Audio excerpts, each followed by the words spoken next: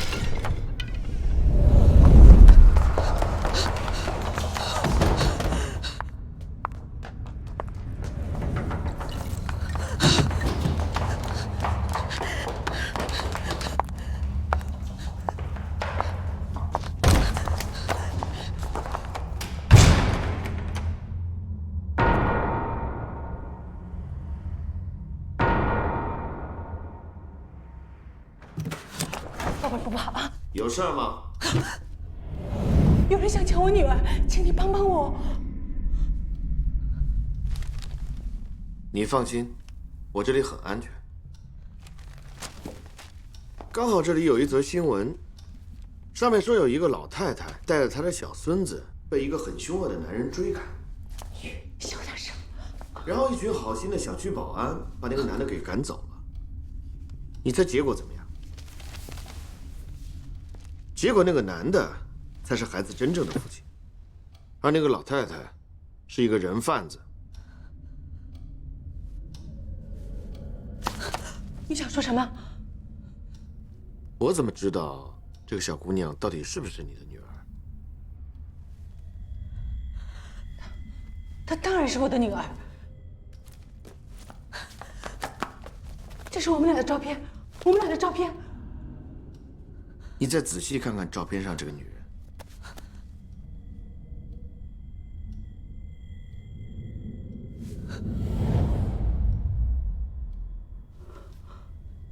怎么会？然后你看看这条新闻，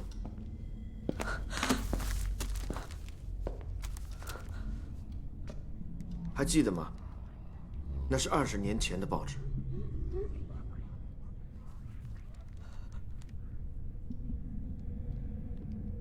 瑞瑞，过来。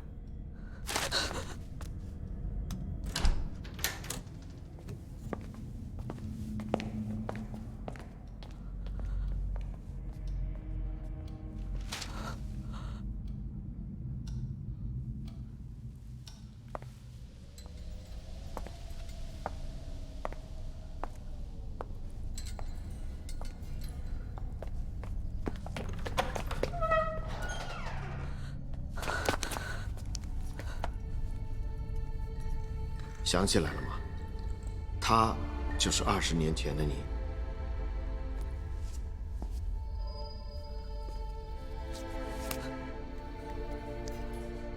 该放手了。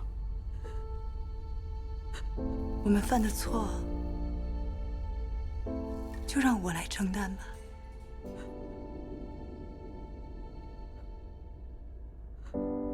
对不起。瑞瑞已经原谅那个过去的你了。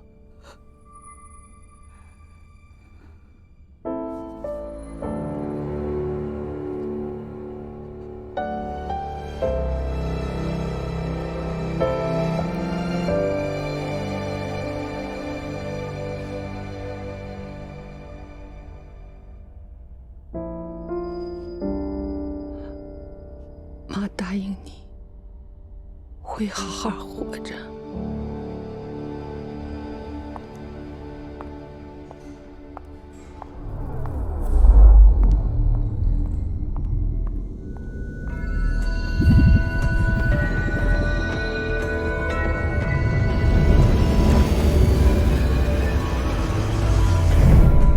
现在你听我数，1、2、3。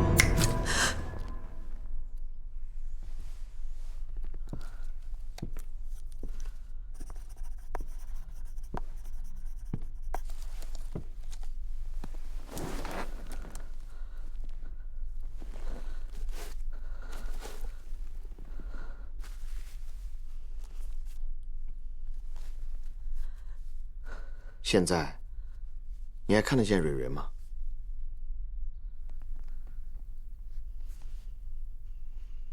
我想起来了，他已经走了。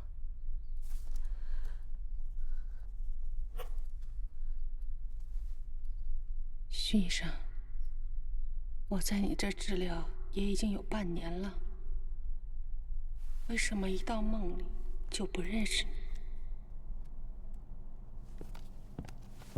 催眠疗法最大的一个优势，就是可以让你的病患在治疗的过程当中暂时忘记你医生的身份，这对治疗非常有利。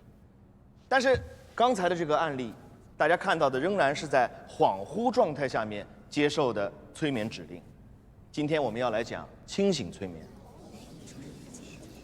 其实清醒催眠很简单，就像现在我在跟大家讲话，有可能大家已经进入了我的一个催眠当中。事实上，从大家走进会场开始，你们已经进入了我的催眠。现在1、2、3，好吧，我没有这样做。我们看大荧幕，看到这个颜色，大家想到了什么？中国红旗、火焰、血液。好，换一个。玉米。向日葵、阳光、香蕉、菠萝，好，都是吃的东西。下一个，麦当劳，没错。资料显示，我们大部分人在大多数的时间里面，都接受着商业广告的清醒暗示，而这个清醒暗示就是清醒催眠的根基。我在大学里面那帮同学，他们拼命的学习清醒催眠，而现在他们全部都混迹在广告圈。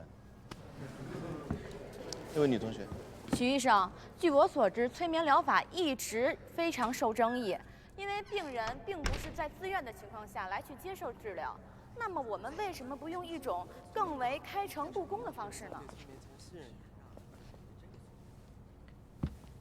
你有了心事会跟你的父母讲吗？跟我爸聊的比较多。那你会跟你的闺蜜讲吗？会。可是如果有一天你回到家里，打开房门，看到你的父亲跟你的闺蜜躺在一张床上，你跟谁讲？同学们不要笑，全世界每年有100万人死于自杀。你们认为他们没有父母、没有闺蜜、没有亲人、没有好朋友可以倾诉吗？关键的问题是讲不出口。有些人根本就不想讲，而有些病人根本就不知道应该怎么样讲。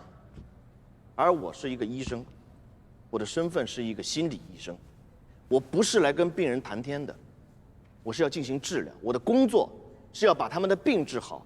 至于采用什么样的手段，我真的不在乎。那我怎么能确定心理医生在给我催眠的时候是在给我治疗，而不是在加害于我呢？行了，别说了。你放心，今天这个会场上有300多人，你绝对安全。请了。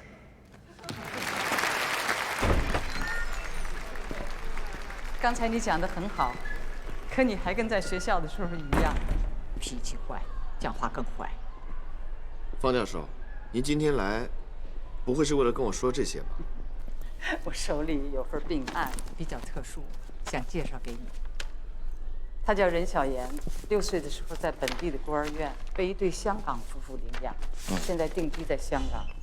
几年以前出现了状况，找了很多医生都没有解决。他的养父母呢，跟你的师长关系很好，就找了我来帮忙。但我觉得你比我更适合。什么症状？听说过阴阳眼吗？妄想症啊！如果那么简单，我就不来找你了。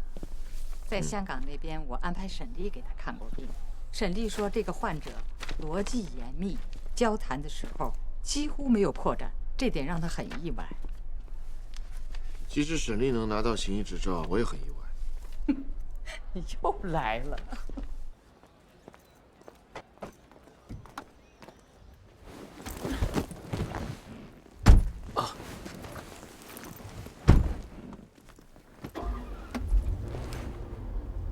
如果你没有问题的话，我就安排你们尽快见面。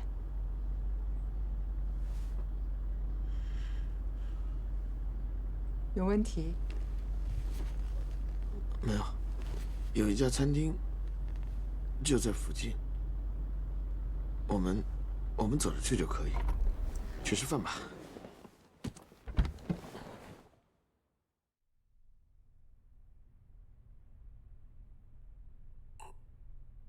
我小时候，我爸经常打我妈，所以只要我爸一喝醉从外面回来，我妈就会把我藏到衣柜里。医生，我不知道能不能跟你讲这件事情。现在徐医生，你还看得见？啊，进来。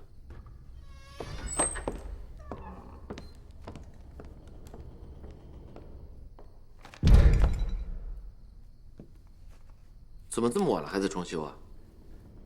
我问过装修师傅了，他们说很快就装好了。您的咖啡。你可以下班了。您今天还有一位病人呢。怎么还有啊？不是今天4个吗？他叫任小妍，是方教授介绍过来的，说是你知道。哦，我想起来了。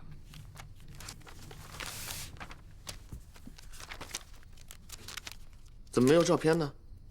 我不知道，这是刚从沈丽医生那儿寄过来的。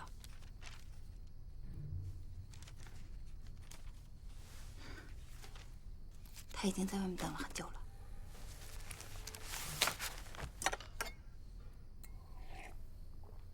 先让他进来吧。好。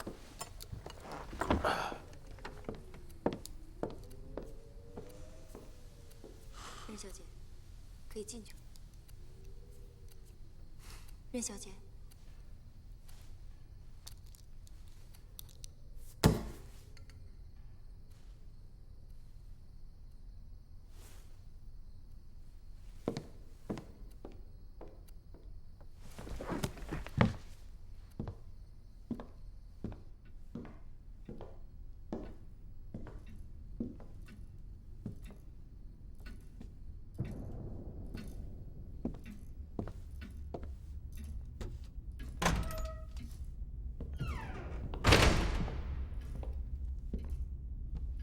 对不起，任小姐。嘘，听这个钟的声音，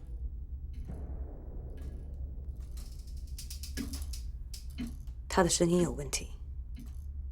啊，可能是机械故障，我明天让人来修。哦，我懂了。他走慢了。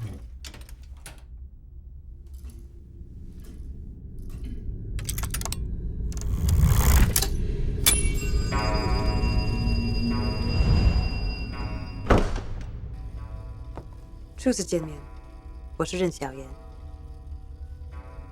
你好，请跟我来。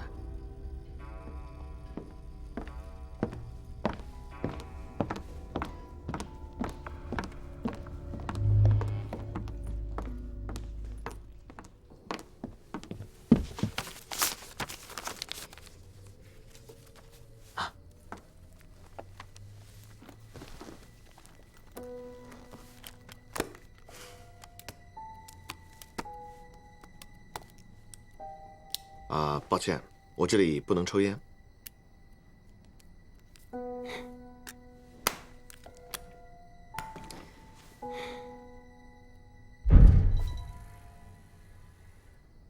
你等我一会儿，我马上回来。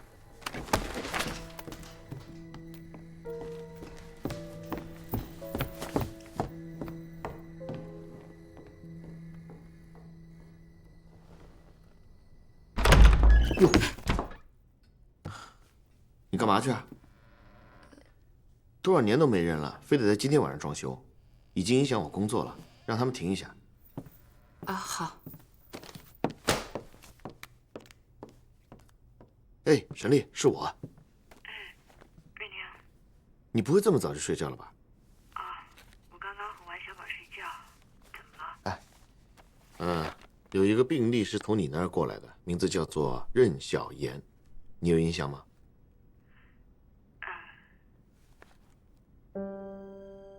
喂，怎么了？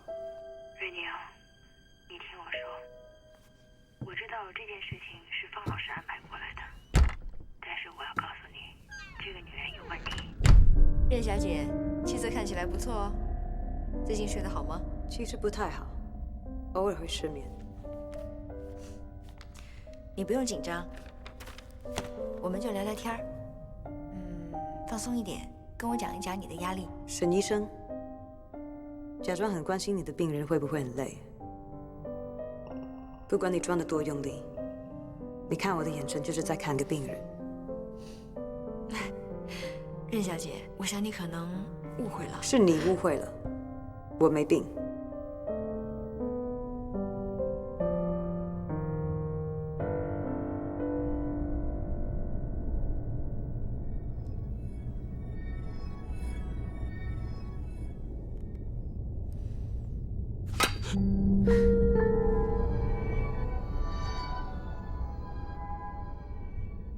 沈医生，你知道吗？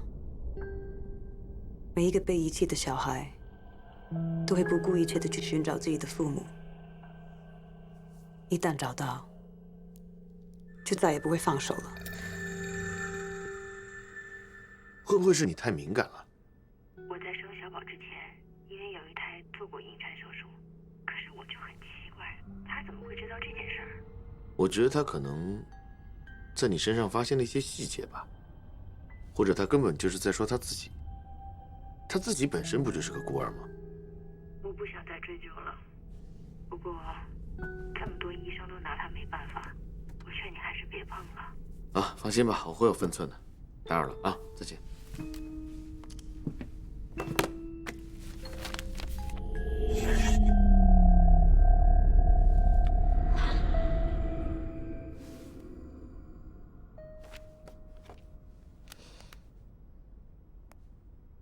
哎，老莫，是我。哎，我突然想起来，你曾经跟我说过，你的姐夫以前是在儿童福利院工作的，是吧？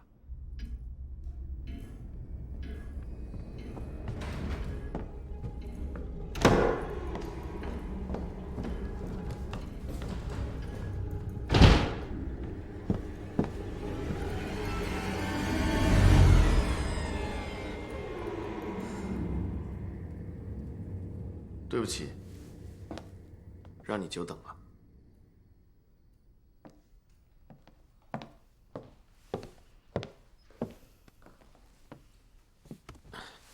任小姐，我没病。你很敏感。如果你也看到我所看到的，你也会很敏感。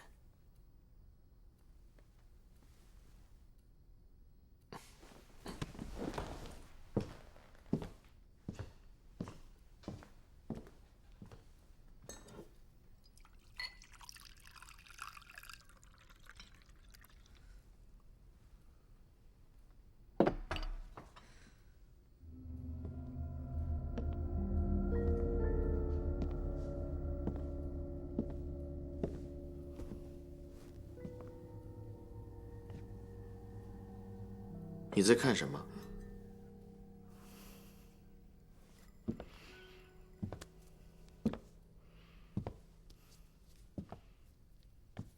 愿意跟我聊聊你的事情吗？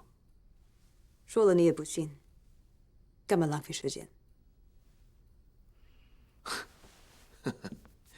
虽然我收了你的咨询费，但是并不意味着我要相信你所有的话呀。你根本不知道我面对的是什么。就是鬼嘛！我是从来都不相信的。所以你也当我是疯的？你跟他们都一样。不，我比他们贵多了。不过，既然我把时间卖给你，你也可以试着说服我。有的时候，聪明的谎言比真相更可信。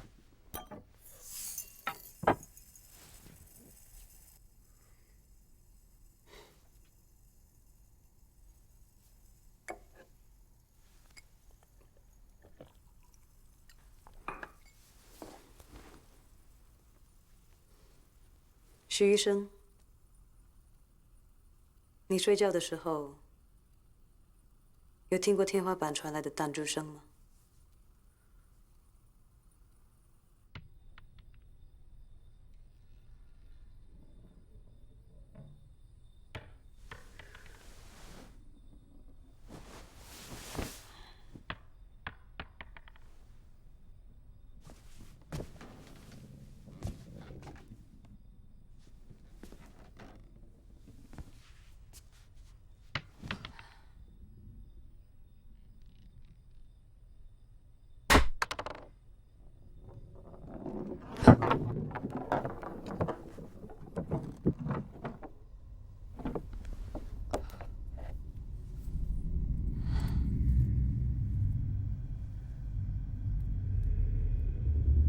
关于天花板上的弹珠声，有很多种说法，有可能是管道异常，也有人认为是建筑物热胀冷缩所引起的。我觉得你至少应该把故事听完。请继续。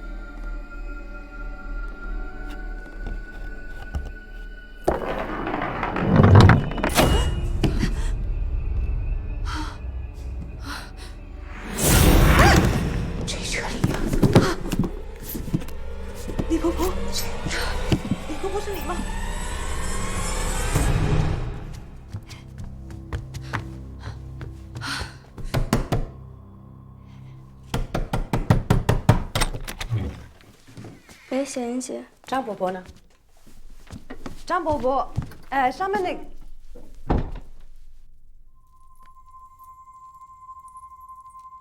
任小姐，这么晚了，是不是吵到你了？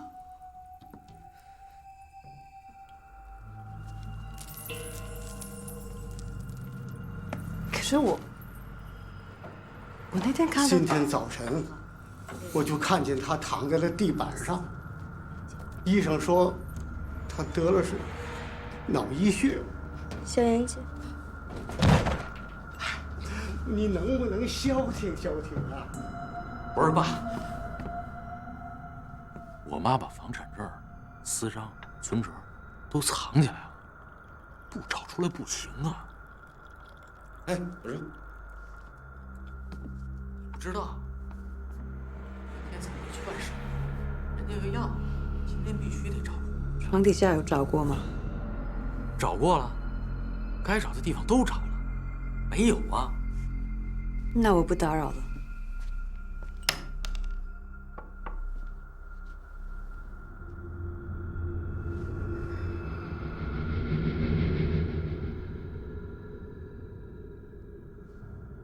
请问上面那个是什么？哦，废弃的通风口。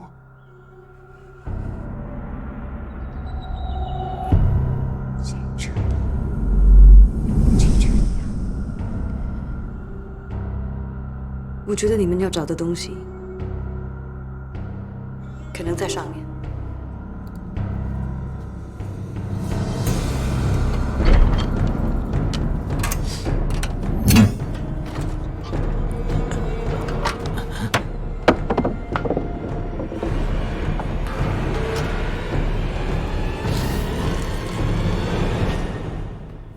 哎呀，还真都在里面呢。你看，户册、房产证、我妈的私章，这手镯，要不然咱妈怎么这么多日子没戴？我说怎么找着，都搁上面去了。你说这么高，它怎么上去的？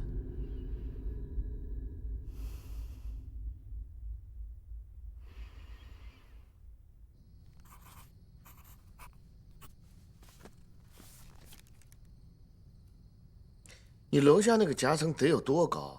才能藏下一个人呢？我有说过我看到的是人吗？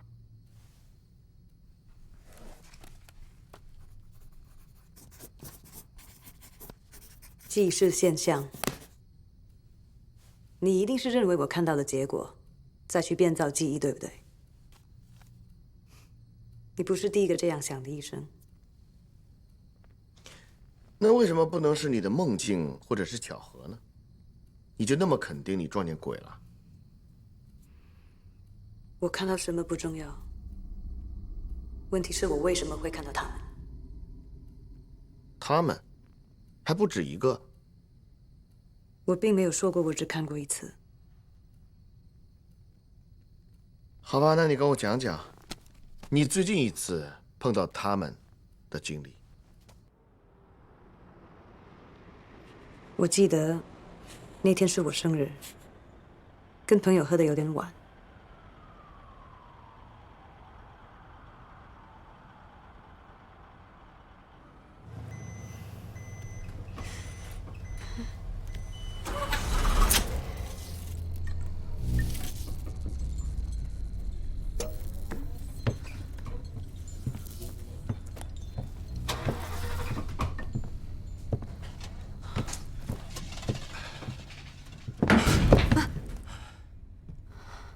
师傅怎么了？小问题，很快就好了。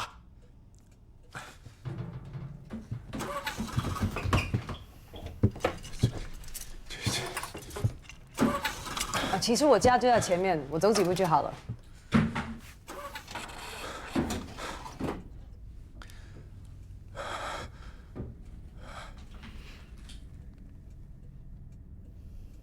不要下车好不好？我很快就好的，真的很快。我要下车，请开门。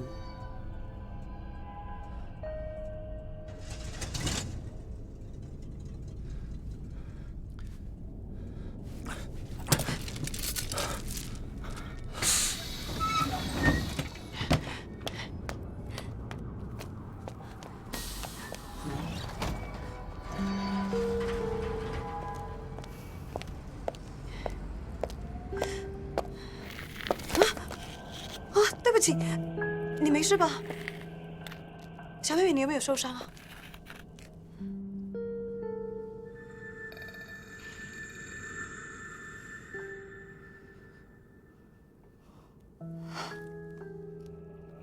你怎么会一个人在这儿呢？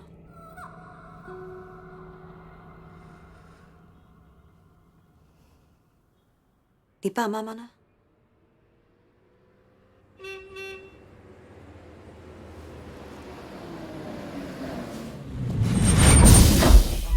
小姐，我车修好了，要不要再送你一段？不用了，我自己走回去就可以了。怎么了？需要帮忙吗？哦，没事，我自己回去就好了，谢谢。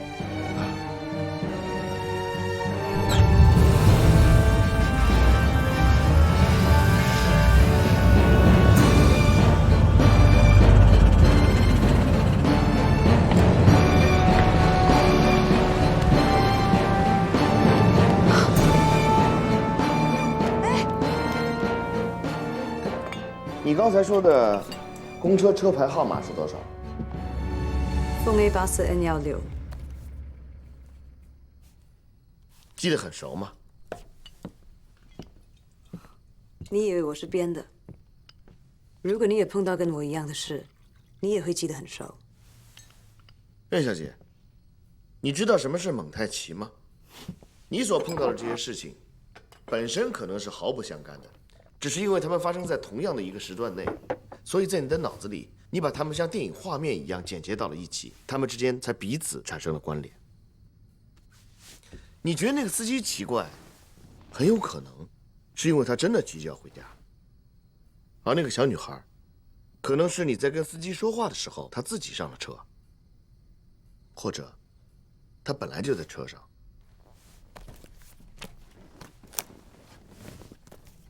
我确定车上就只有我一个人。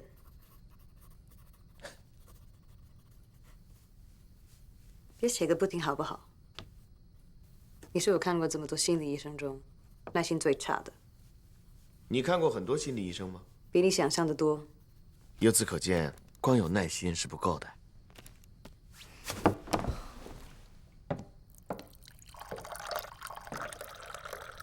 好，请继续。看点车！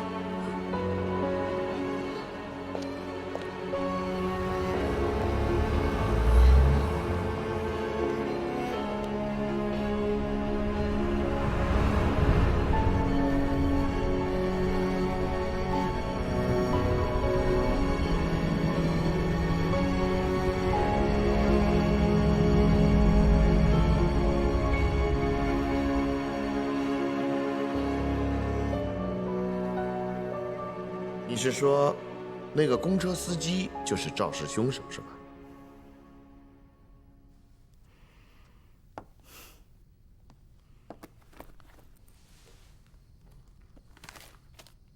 这个案子已经破了，而且也见报了。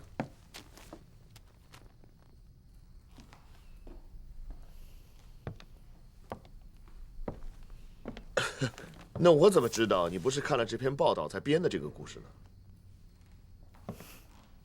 或者说你有什么证据证明是你打的这个匿名举报电话？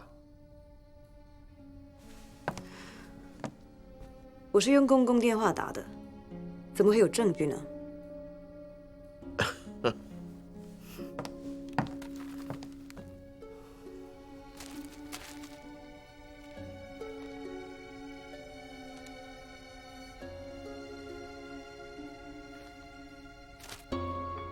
这个故事没有鬼也成立。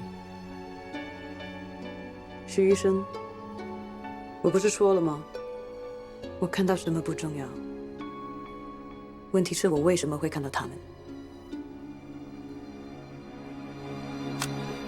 任小姐，我们来聊聊你自己的事情吧，如果你不介意的话。我介意。你跟你养父母的关系怎么样？关你什么事？他们到处带你看心理医生，你早就产生了逆反，所以你对我充满了敌意，是吧？你太自以为是了吧？我知道你到我这儿来不是为了解决问题，而是为了让他们安心的。但是对不起，我从来不允许我的病人在进来和出去的时候是一个样子的，必要的时候会采取极端的疗法。所以要不然你自己说出实话，要不然我让你说出实话。原来你是这样对待你的病人的。该怎么样对待我的病人，我心里面很清楚。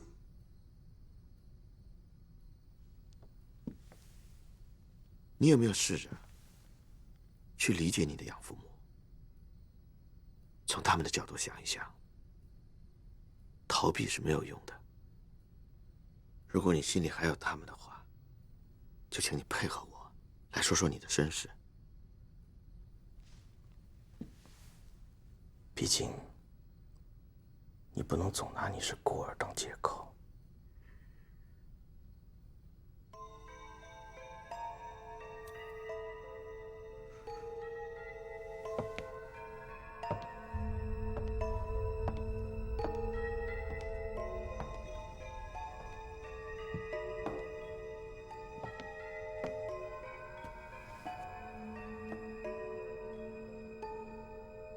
在我4岁那年，我亲生父母带我去游乐园。慢点儿。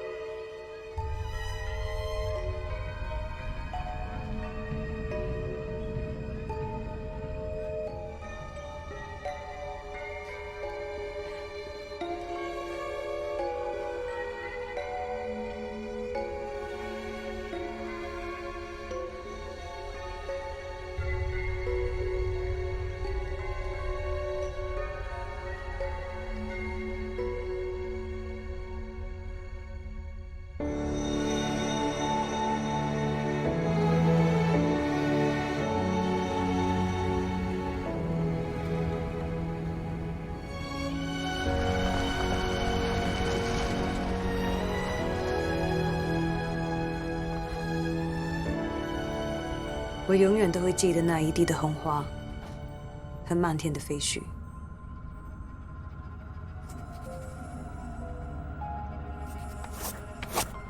后来我才知道，那封信是他们的遗书。那遗书上都写了些什么呢？他们欠了很多钱，走投无路。所以你觉得自己被他们遗弃了？这怎么算是遗弃啊？他们是爱我才把我留下来的。你还记得你亲生父母的姓名吗？我爸爸叫任建国，我妈妈叫何琴。姓任？你没有跟着你养父姓吗？他们想过给我改名字，可是我一直不同意，后来就不了了之了。那你还记得你小的时候住在哪里吗？南都，我曾经回去过，可是什么线索，什么出生记录都没有。哦，这么说你是南方人。你父母的经济上出现了问题，然后他们大老远把你从南方带到了北方，就是为了遗弃你。进来。不好意思，打扰一下。莫先生传过来的。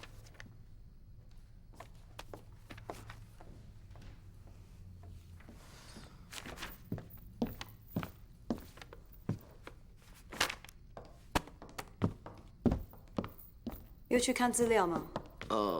我上洗手间。进进出出的，不怕你的病人不信任你吗？从头到尾你也没信过我呀。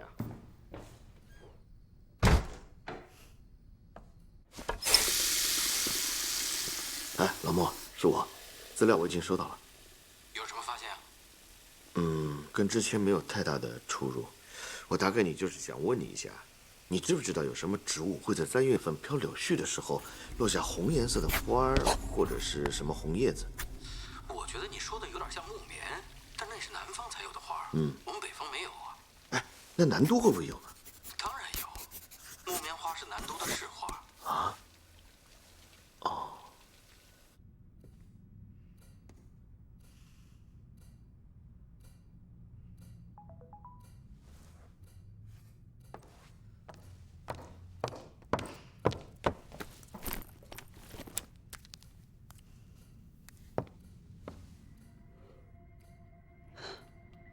老莫，我可能还得麻烦你一下。你说。喂，瑞宁，怎么了？回头把资料传给我。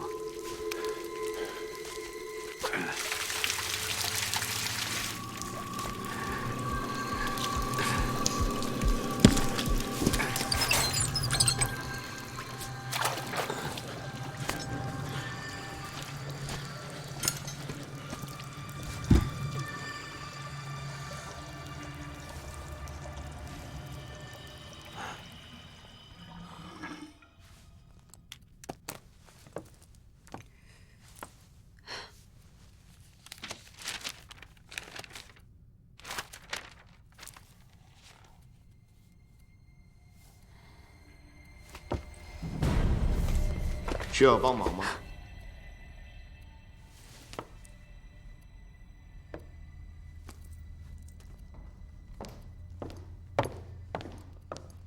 我们还是回到刚才的话题，来聊一聊你的养父母吧。你跟他们的关系怎么样？还不错，他们对我一直都很好。可是我就是心里放不下。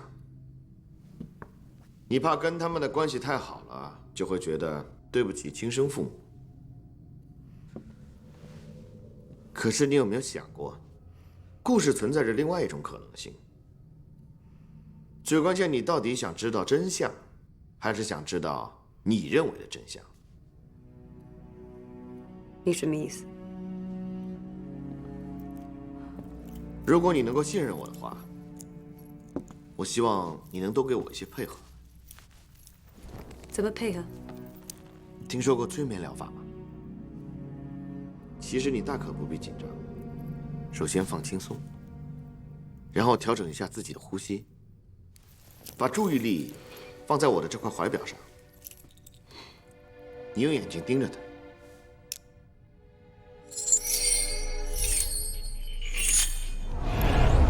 我会数3下，1、2、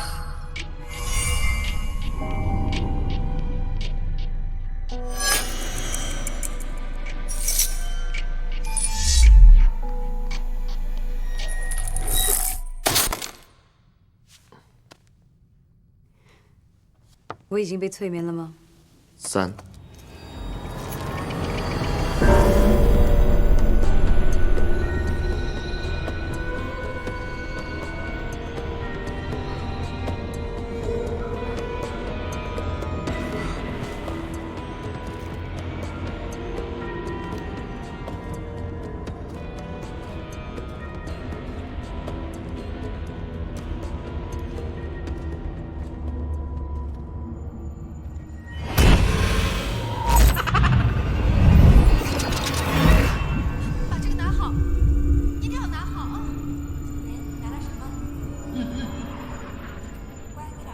你怎么会一个人在这呢？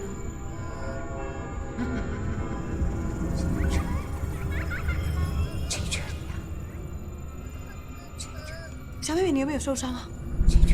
你爸妈妈呢？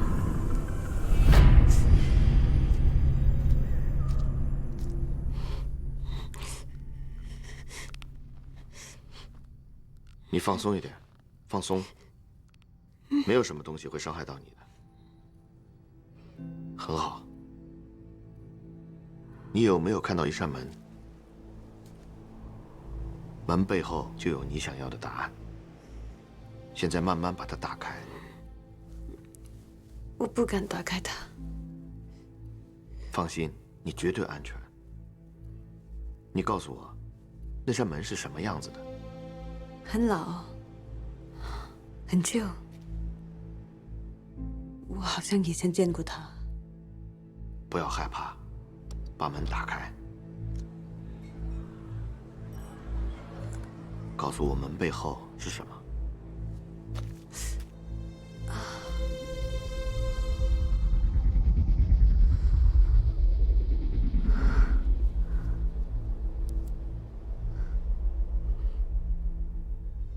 现在你看到了什么？水。水？水里有什么？水里什么都看不见。有没有看到什么人？没有。仔细看一看，看看你的周围，有没有别的发现？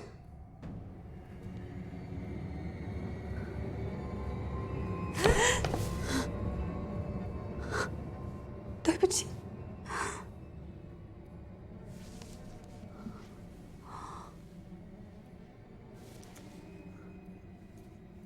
你看到谁了？不是我。不要来找我，我帮不了你们的。你们已经死了，请原谅我。你听得见我的声音吗？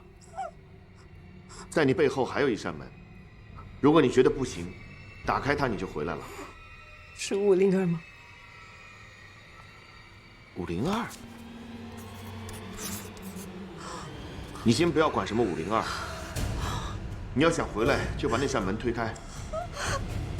打不开，锁住了。不要着急，不要着急，在你兜里有一把钥匙，你把它掏出来，用它把门打开。任小妍，还听得见我的声音吗？我要你现在从那扇门回来，听我的声音，数3下你就回来。3、2。一片好大的水池。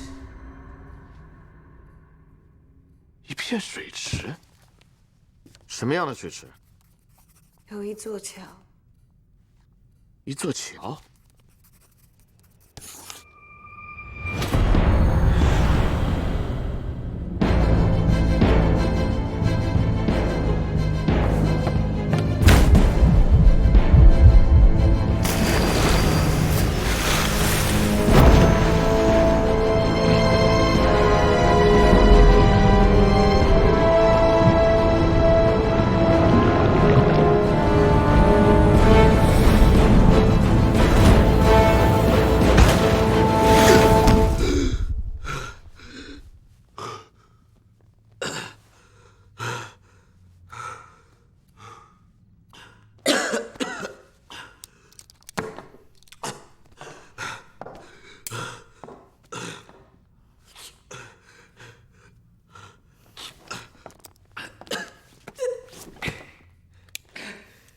徐医生能在工作的时候睡着，真是够专业。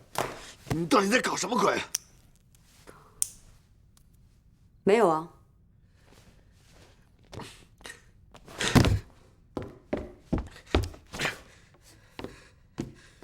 你到底干了些什么？我什么都没做。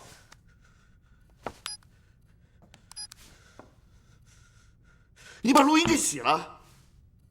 你为什么不相信我？相信你什么？相信我说的话，相信我真的能看得到。够了！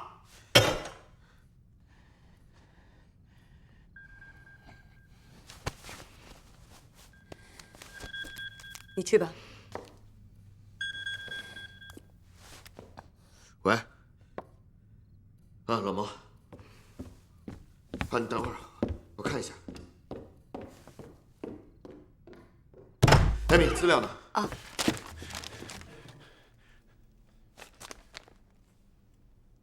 跟老莫确认过了吗？确认过了。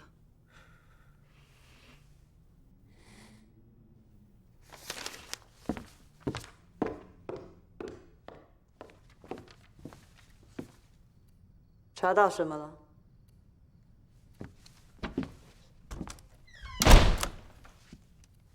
我记得你刚才说过，在被遗弃那天，看到了漫天的飞絮和一地的红花。我想请问你是怎么看到的？据我所知，在那个季节，能大面积落下红花的就只有木棉，而我们丰城在北方，根本就没有木棉花，所以我想请问你是怎么看到的？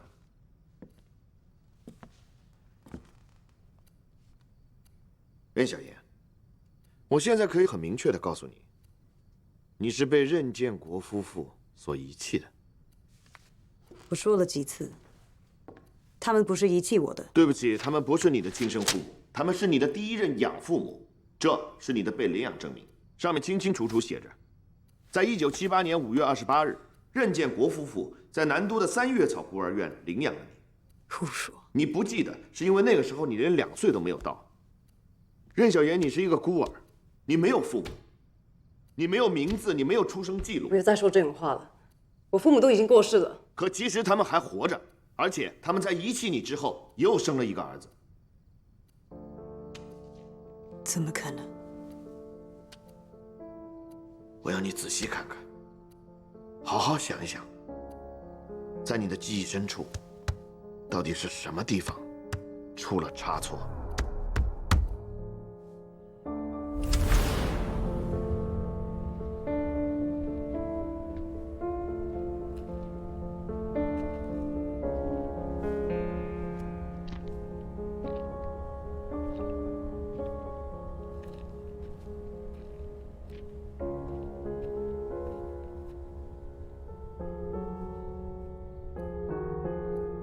其实答案就在你记忆深处，我要你把它找出来。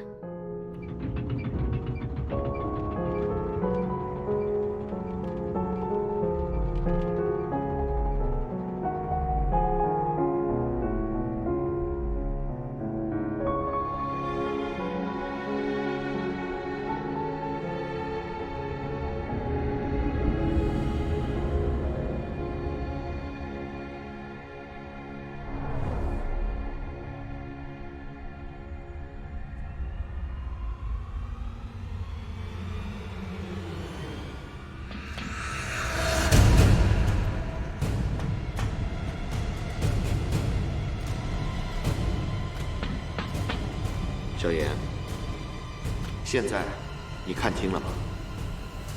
你所害怕面对的是你真正的过去，你从没有过父母，并且你曾经被收养过2次，你可以醒过来了。3、2、1。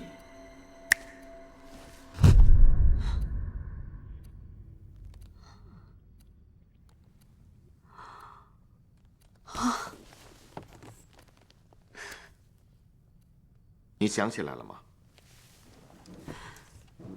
可是我明明记得地上有红花的。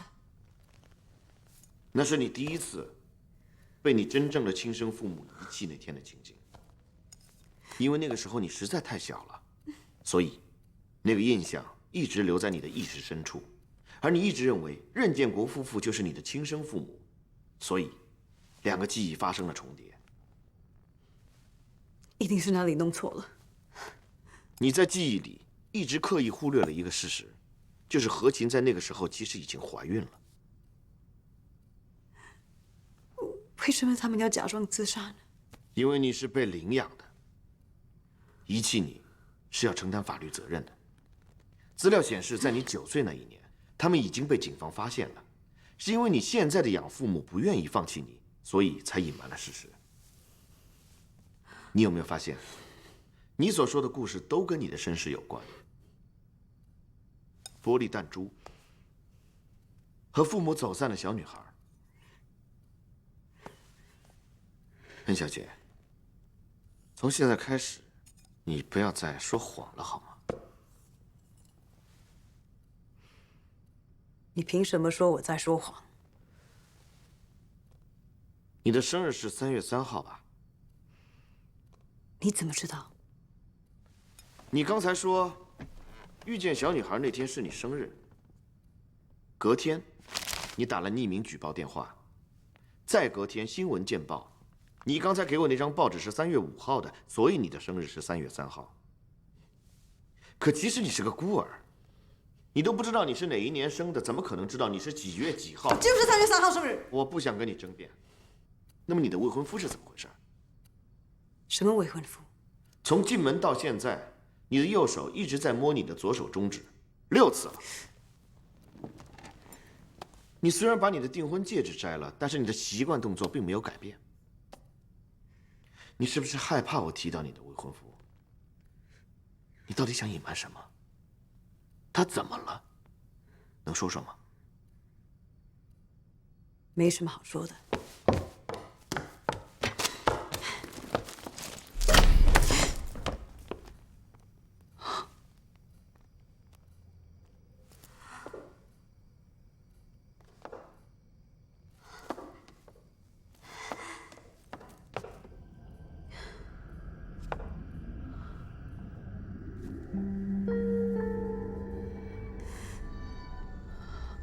不用害怕，老房子都是这样，很快就来电了。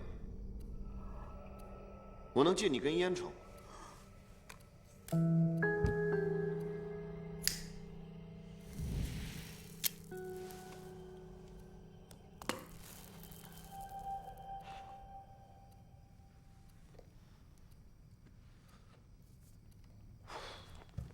嘿，小姐，我当心理医生很多年了。跟你分享一个经验，很多看上去轻描淡写的事情，其实比我们想象的要严重得多。今天时间不早了，治疗到此结束，请回吧。结束了？是的，结束了，请回吧。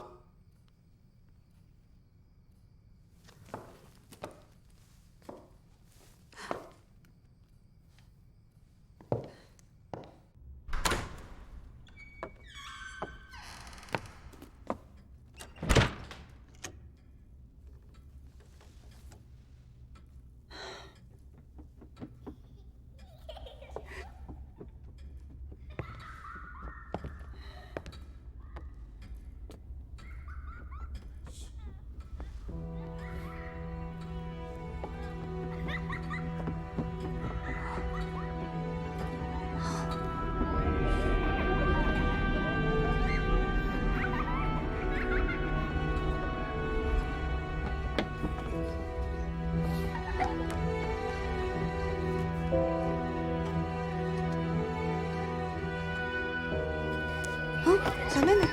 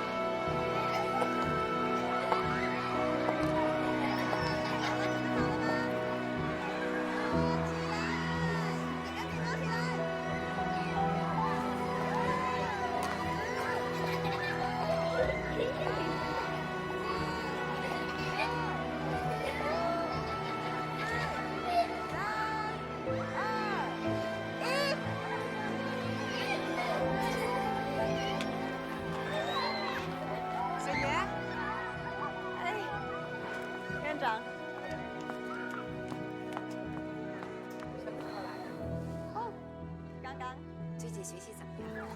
还不错。我听说了，你大学这几年全用的是自己的奖学金，真了不起。你现在又读研，这么忙，还知道回来看我们，哎呀，真是让我欣慰啊！林院长，别这么说，这里曾经是我的家，你也是我的家人啊。他们是什么人呢？小朋友好。他们呀，就是我们那些志愿者，早上好。经常给我们送些物品来。下一个。他叫骆雨松，是在你走后才来到这个孤儿院的。不过，他一直没被领养，是在咱们孤儿院长大的。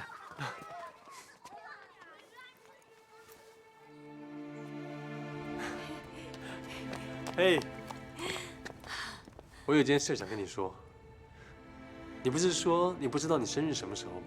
所以我想把我的生日分给你，以后每年的3月3日都是骆雨松和任小妍的生日。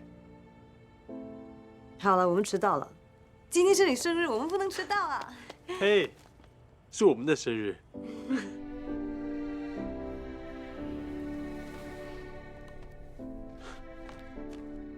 我还是很感谢孤儿院给我安定的生活，它让我领悟到，亲人有2种，一种是天生的，一种是后天经过努力付出得到的。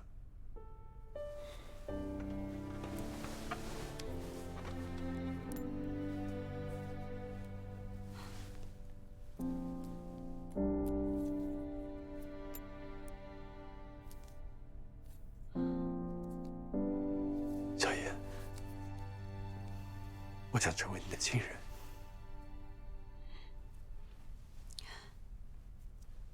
你答应我，永远都不要离开我。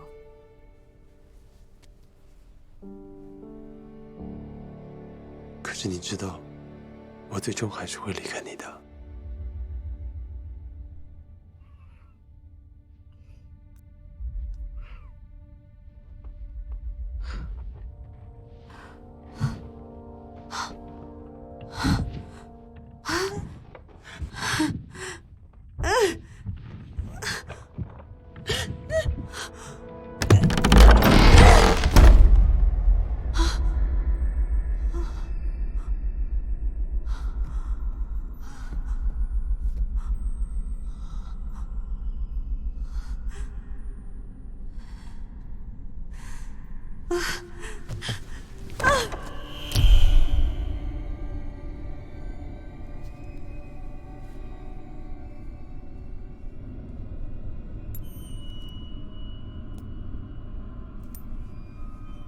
小妍，我为什么会死？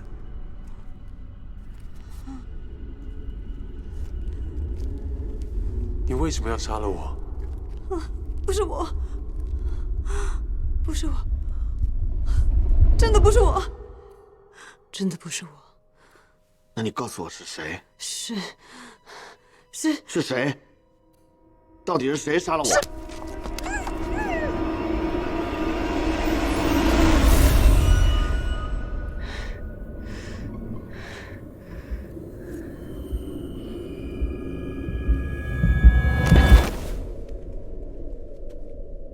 小妍，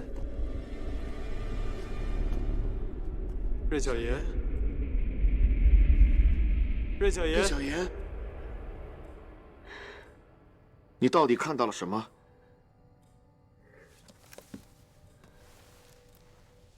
任小妍，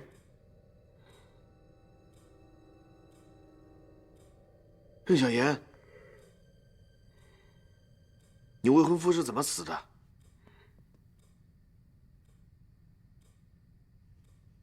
你听得到我的声音吗？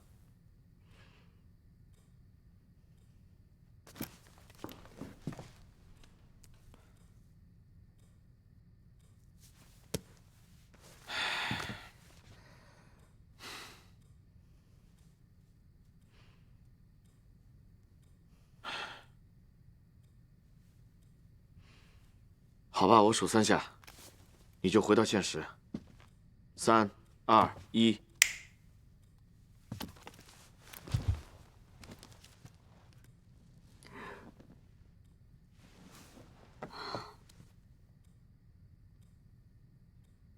你什么时候又催眠我的？你得告诉我你的未婚夫是怎么死的，我才能知道怎么帮你啊。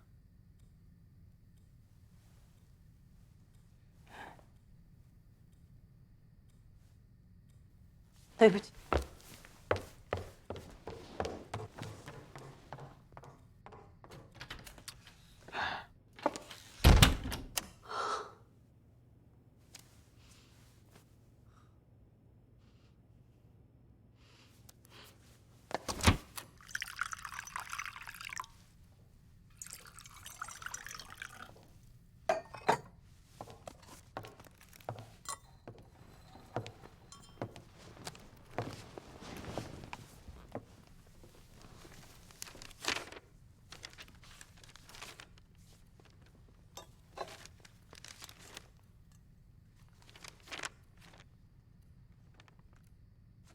车祸。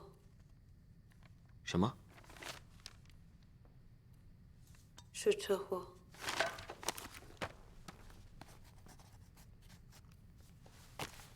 当时你在车上吗？这是多久以前的事情？8年前。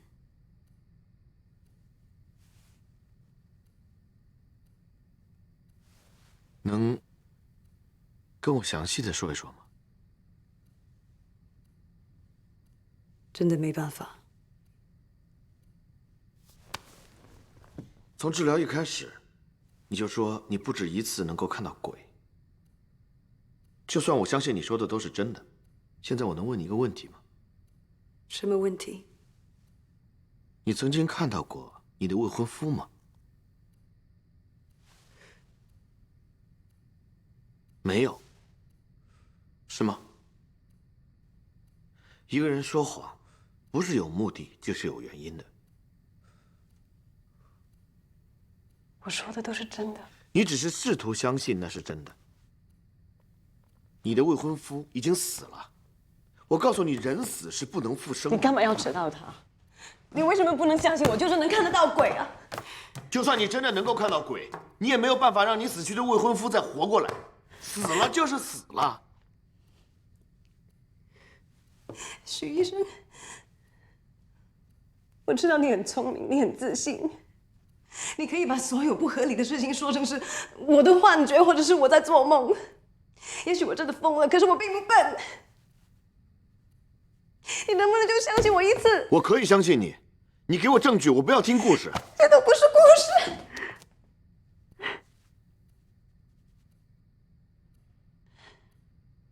哦，我懂了。我突然明白了，就算你知道能看见鬼是一种病，你也不希望这种病被治好，对不对？因为你希望再次见到你的未婚夫。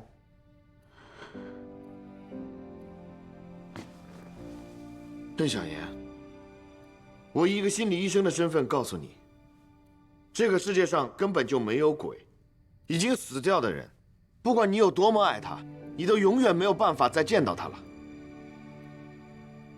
接受这一点，你就没事了。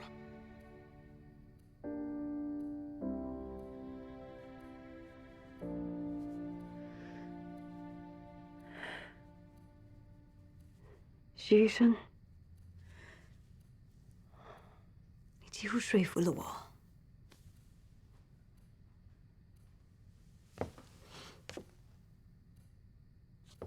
但是我要问你一个问题：为什么从我进房间到现在，在你身后一直跟着2个人？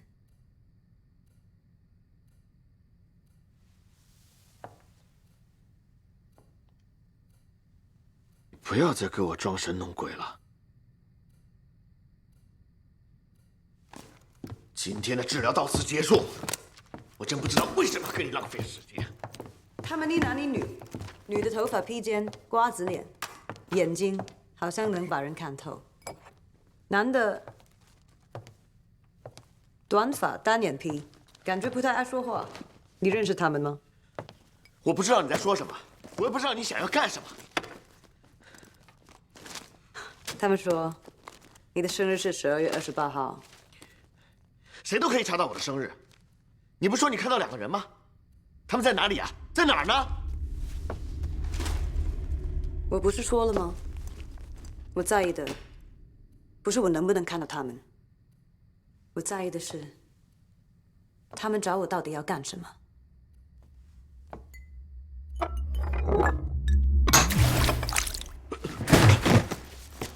他们还说你怕水，真可笑！你不是要证据吗？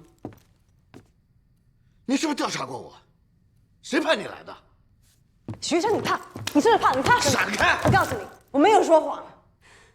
他们2个就好像刚从水里爬出来，信不信由你。从我一进门就一直站在这里。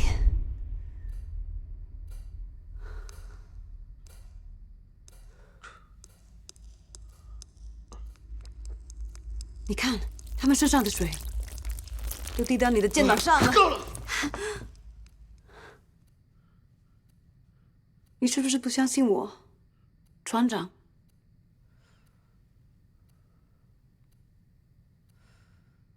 你怎么会知道这个名字的？船长，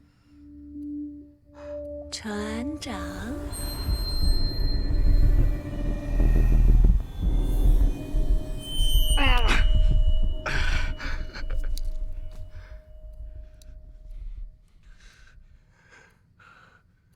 不许你叫我这个名字。船长，你听，我不要你叫这个名字！你到底谁呀？那个男的说，就算你再后悔也挽回不了什么，他再也不想听到你说对不起啊！我不要听你说这些，我不要听你说这些乱七八糟的。不管你出于什么目的，今天的诊疗结束了，知道吗？艾米，你在干什么？你等着我！你让开！你还想用这个手干什么？啊！你看，你伤害的人还不够多吗？他们叫你住手！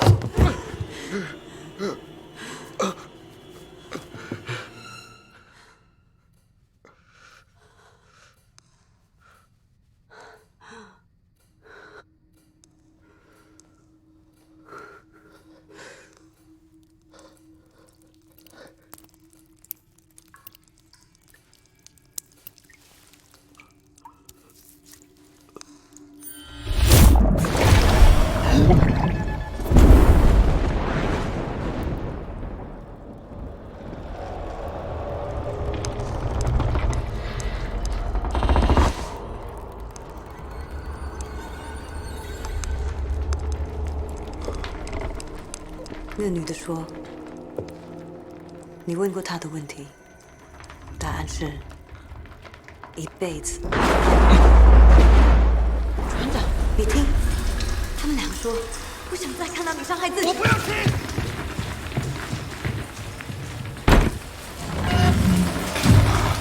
你仔细想一想我说过的故事：车祸、司机、死者医院、水。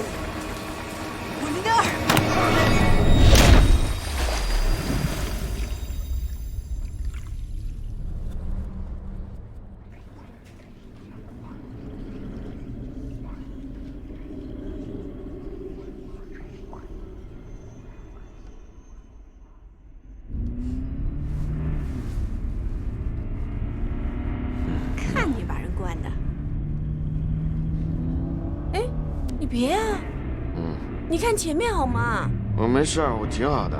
什么呀？你放心吧，你闭上了。没有。哎呀，你的手握好方向盘。我没事，我没有喝多，你看。你别开玩笑了，你在开车呢。啊！哎呀，你别弄他了，真是的。哎，你醒醒！啊！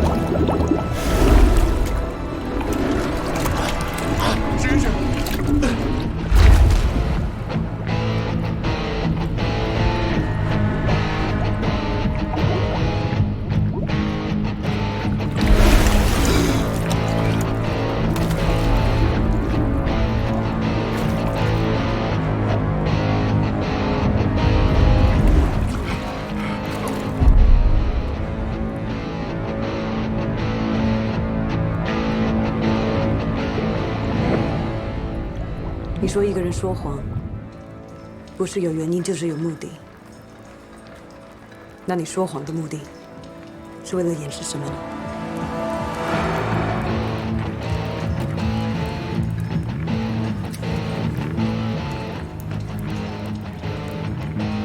是因为我害死了我的爱人和我最好的朋友。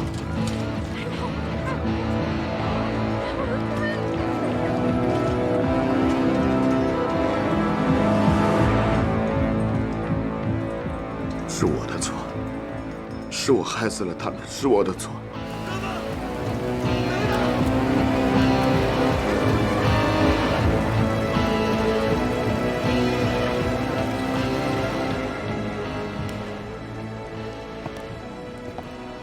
你想起来了？是的，是的，我想起来了。男的说，他早就原谅你了。女的说，他对你的爱从来没有变。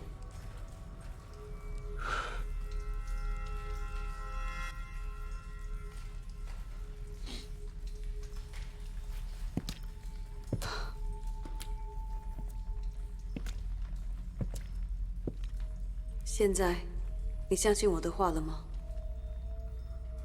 我相信，我相信你能看到他。你能不能告诉他，我爱他，我一直爱他。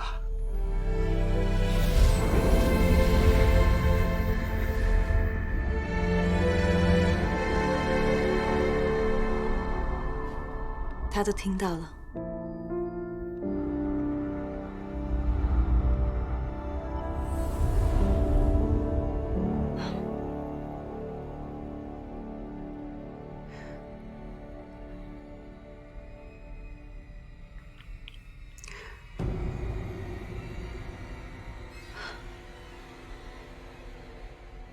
当你醒来的时候，你会想起所有的事情，放下所有的担子。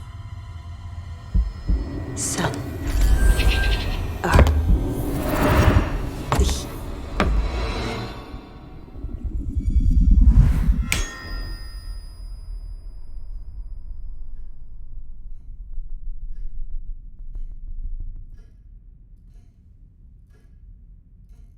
顾姐。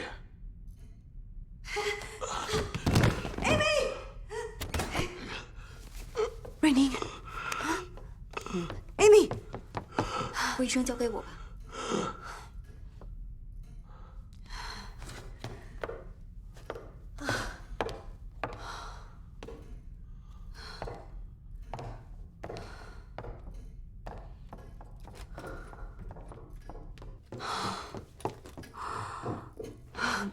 快检查一下瞳孔，看看有没有什么问题。好，这里就交给你了。有什么事告诉我。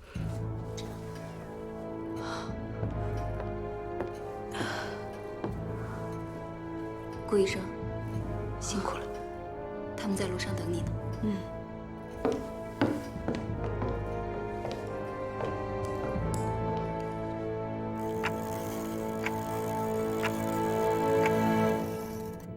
你刚才说的车牌号码是多少？东 A 84 N 9，记得很熟啊。因为我是变的，他应该没事了。谢谢。和你碰到个同样的人。谢谢你，顾小姐。我真不知道该说什么，可是我知道这件事儿你也不好受，真是难为你了。你做得很好。潘老师，都是因为您的治疗方案有效。特殊情况特殊处理。创伤后症候群的治疗难度本来就很大，徐医生，更何况他已经出现了严重的自残行为。徐医生，徐医生，徐医生，徐医生，啊！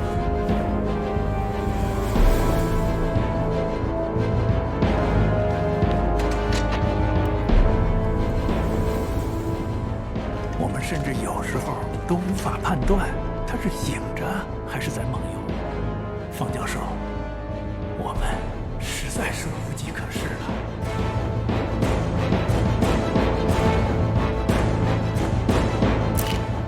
当你把电视机关掉，你就忘了整件事情，继续工作。当初，他以自己的学识，让所有的人，包括他自己，都觉得他康复。方教授，现在居然有人认为我不再适合继续担任心理治疗师，非要我做这份评估测试，可这个对我来说没有意义，所以要麻烦您帮我签个字。我知道，就算我不签这个字，你还是会有办法应付这件事的。但是你能应付自己一辈子吗？有问题？没有，有一家餐厅就在附近，我们走着去就可以，去吃饭吧。我想到一个人选，可能在治疗方式上会有些争议。老师，我只有一个问题，为什么非得是我呢？瑞宁的病是他长期自我压抑造成的，急需要心理上的疏导。可他又是一名心理学高材生，受过专业的培训，常规的治疗手段对他根本无效，因为他知道整个治疗过程是怎么运作的。你不会是想催眠我吧？所以接近他的人必须是让他感觉到无害的，最好是一名陌生的患者。怎么可能啊？我们彼此都那么熟。你们俩都是我的学生，所以我了解你们。瑞宁虽然在恍惚催眠领域数一数二，但是你专攻的是清醒催眠，可以在患者毫不察觉的情况下进行治疗。况且，瑞宁在内心深处渴望着被原谅，而你恰好就是其中的关键。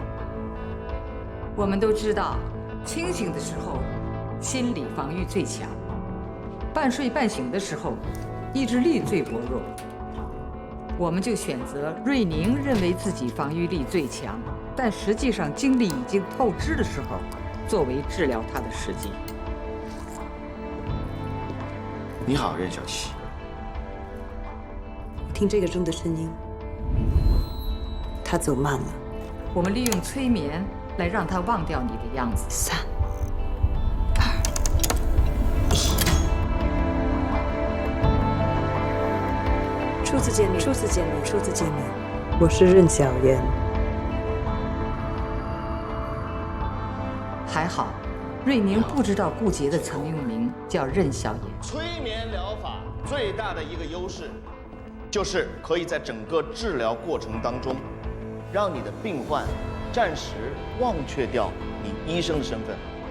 最困难的是，我们既要让瑞宁面对自己的病症，又要进行得了无痕迹。所以，当他试图对你进行催眠治疗的时候，你一定不能抗拒。当然，在这个过程中还需要艾米的配合，她会帮忙掩饰你的身份。艾米，资料。告诉我门背后是什么？3、2、1，一片好大的水池。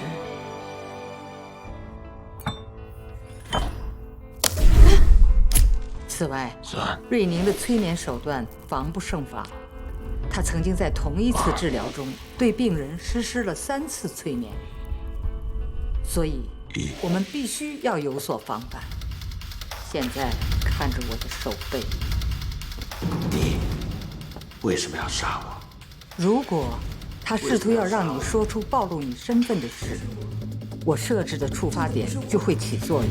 是谁？真的不是我。你就会看到我。你是？现在，请你仔细地想一下，你为什么会在这里？3、2、1。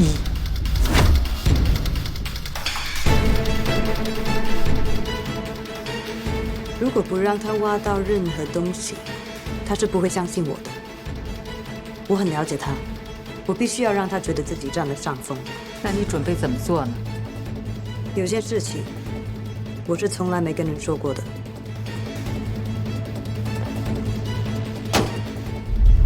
贾冰离我已经准备好了，你就把这个故事讲给他听吧。我还是要提醒你一句，这个女人有点问题。我知道了，我会有分寸的。她那么聪明，你确定她会相信这份病历上写的这些吗？我就是要他不相信。可其实你是个孤儿。我就是3月3号生人。你未婚夫是怎么回事？你为什么不能相信我就是能看得到鬼啊？问题是我为什么会看到他们？要想打破他的心理防线，就要彻底瓦解他的自信心，将他已经形成的固有的认知观念彻底推翻。当他的自信心崩溃了，他就会露出破绽。这个时候，顾杰说什么就是什么了。在你身后一直跟着2个人，3、8。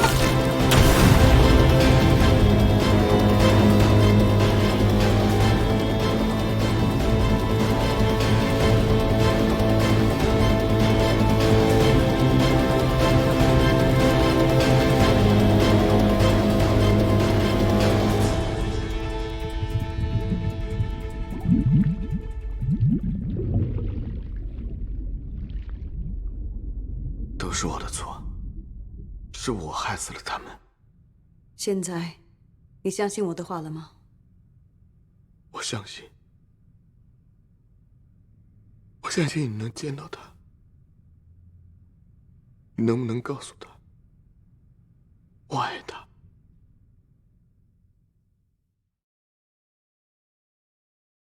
徐医生醒了。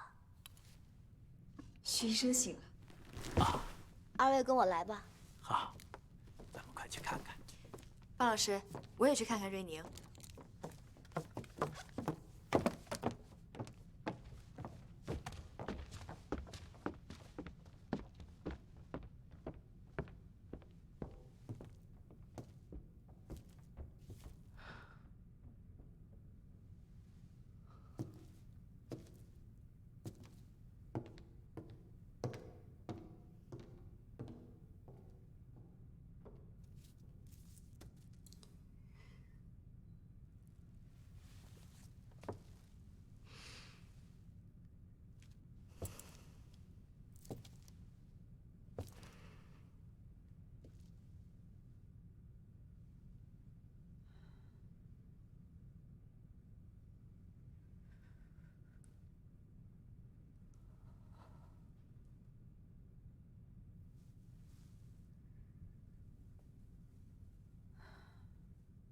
Cheers！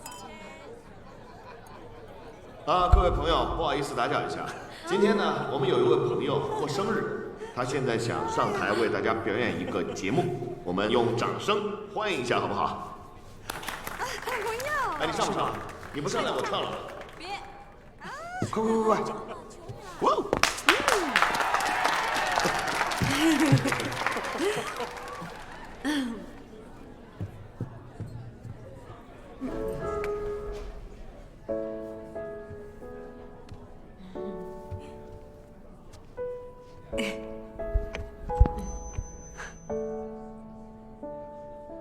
！Where do we go from here? This isn't where we intended to be. We had it all. You believed in me. I believed in you. Certainties disappear. 顾姐，真难为你了。他放下了，你呢？ All our passions alive as we used to do. Deep in my heart, I'm concealing things that I'm longing to say. Scared to confess what I'm feeling. 哎呀，我们会把它好好照顾好的，对吧？我喜欢多。你们喝这么多不准开车啊！哎，你就别管我们了。 你赶紧去吧。 You must love me. 我今天很开心。 You must love me.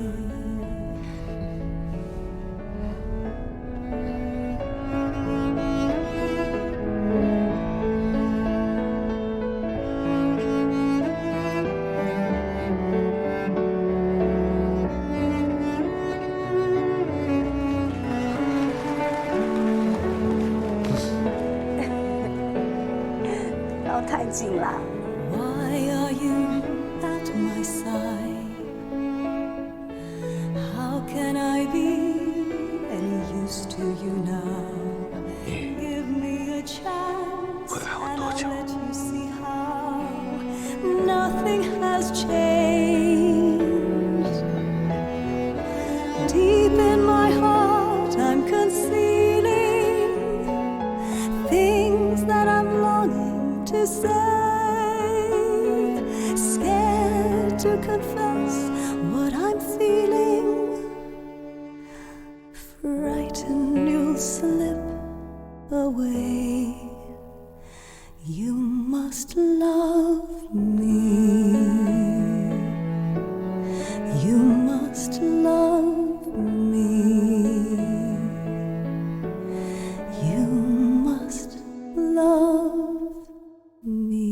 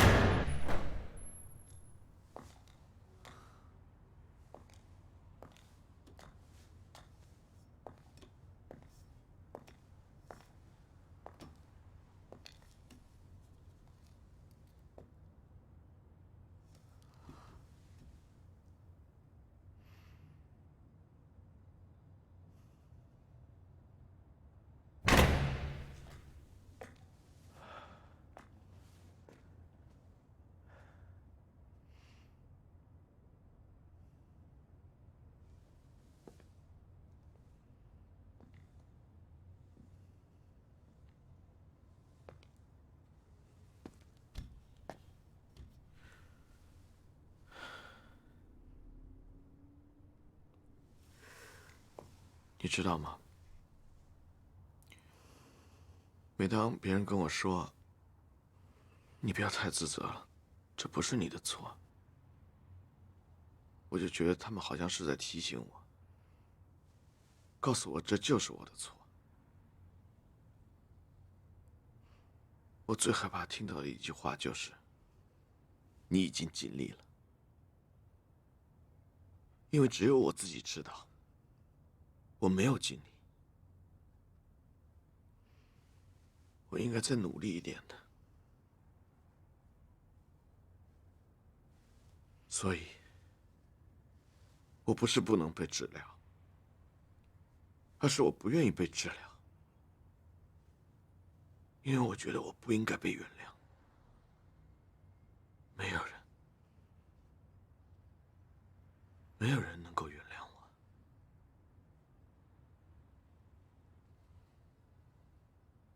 你说的对，没有人能原谅你，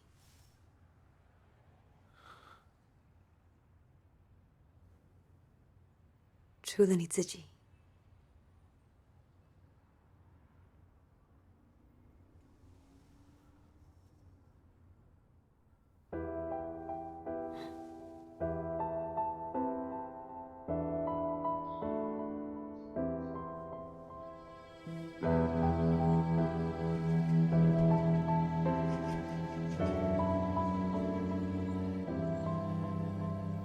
重复最荒谬的咒语，容忍最折磨的治愈。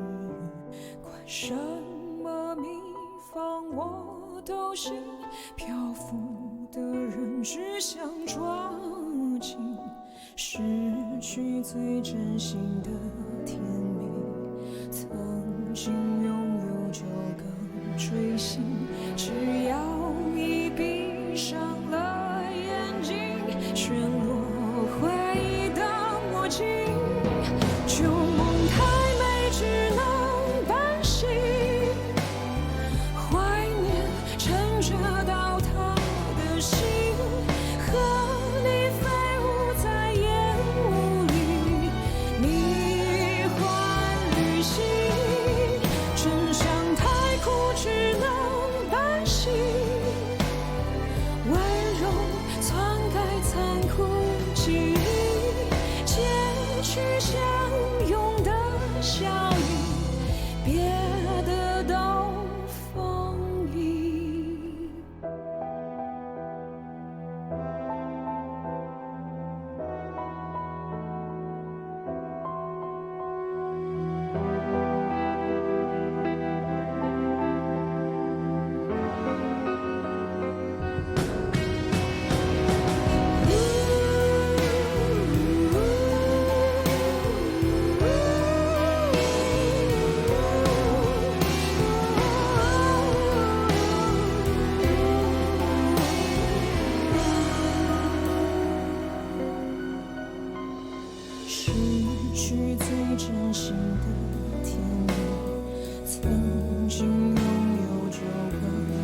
心。